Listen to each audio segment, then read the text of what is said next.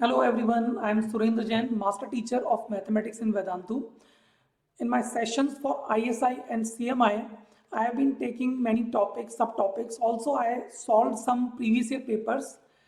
In this session today, I'll be solving CMI 2018 Part A.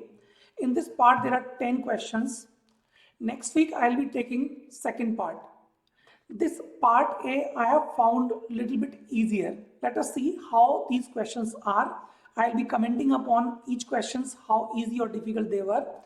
Like first question, it says consider an equilateral triangle ABC with altitude 3 centimeters.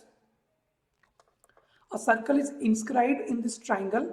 Then another circle is drawn such that it is tangent to the inscribed circle and the sides AB, AC. Infinitely many such circles are drawn, each tangent to the previous circle and the sides AB, AC. The figure shows the constructions after two steps. Find the sum of areas of all these circles. So please understand what they are saying. Suppose this circle is, let us say, C1. Okay, and this circle is C2.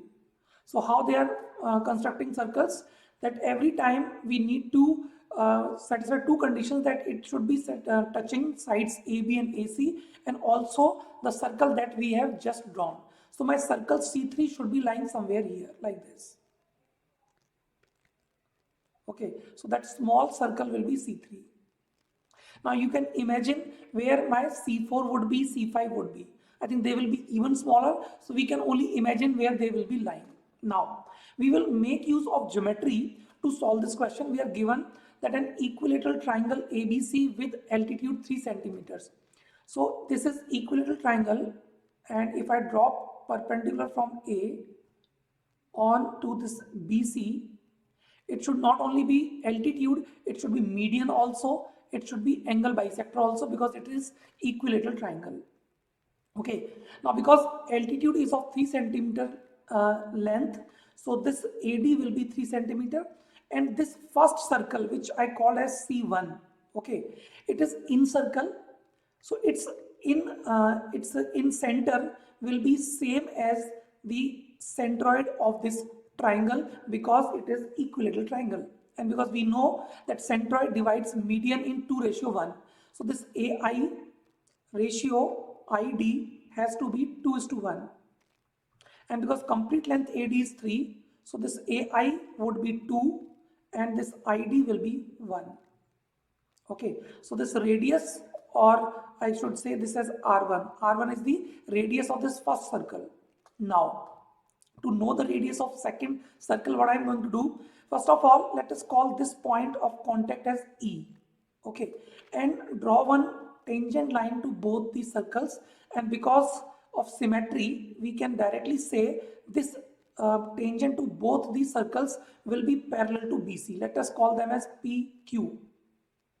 Okay, and AP will be equal to AQ. Again, by symmetry, we can use geometry also to prove that, but I think it is sufficient to say because it was equilateral triangle. So by symmetry, this tangent PQ will be parallel to BC. Hence, AP will be equal to AQ, and this angle PAQ is 60. So APQ is also equilateral triangle. So what we can say, that triangle APQ is also equilateral triangle, and it should be similar to the bigger triangle, that is ABC. Okay, now this EI is also equal to 1. Let me write these lengths here. ID is 1 and IE is also 1, because it is also the radius. So the remaining remaining AE length will be equal to 1. I hope you can see it. Actually, AE plus EI plus ID. This is the complete altitude of this bigger triangle, and AEI and ID both are in radius. So subtracting 2 from 3, we get this equal to 1. So what we have found from here, that these two triangles are similar, and the ratio of similarity which can be ratio of any two corresponding lengths. Okay, and here I will be using similarity. I will be using two altitudes. So here AE is one altitude of this triangle APQ, and AD is the altitude of the bigger given triangle. So here ratio of similarity is 1 upon 3. I'm writing APQ first and then ABC.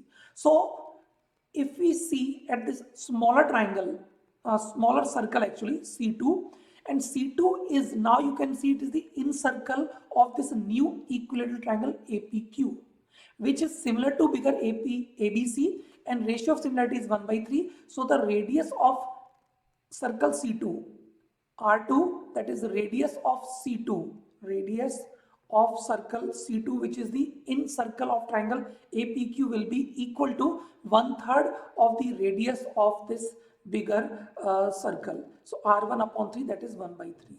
Now, same way, if we keep on making new circles, their radius can be written directly.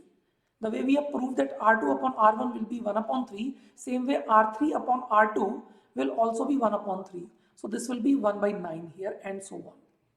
Now, to find the sum of areas of all these circles, we can write this as pi R1 square plus pi R2 square, and so on. And this will go till infinite. Pi can be taken common. R1 square is 1, R2 square is 1 by 9, and R3 square is 1 by 81, and so on. So this is infinite GP whose common ratio is 1 upon 9. So answer would be pi upon 1 minus 1 upon 9. So this becomes 9 pi by 8. 9 pi by 8 is the answer for this question. Okay, so this completes the solution of this question. I think this question is easier. Why I am saying this is easier?